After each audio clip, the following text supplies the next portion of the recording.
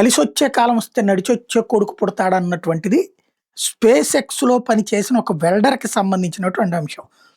మెక్సికోకి సంబంధించినటువంటి Juan Hernandez అనేటటువంటి అతను స్పేస్ ఎక్స్‌లో వెల్డర్‌గా పనిచేస్తాడు. ఈ రాకెట్‌లకి వెల్డర్‌గా పనిచేస్తుంటాడు. అతనికి ఒక గంటకి $28 ఇస్తారు. అతని పనికి మామూలుగా మనకి అమెరికాలో వీటిట్లో పనిచేసాడు. $17 మామూలు పనులకు కూడా ఇస్తారు. ఈ వెల్డర్ లాంటి వాళ్ళకి కొంచెం ఎక్కువ ఇస్తారు. $28కి పనిచేస్తుంటారు. అయితే స్పేస్ ఎక్స్ ఇతనికి ఏదైతే $10,000కి సంబంధించినటువంటి స్టాక్స్ ఇచ్చింది. 2015 సంవత్సరంలో షేర్లు ఇచ్చిందనమాట.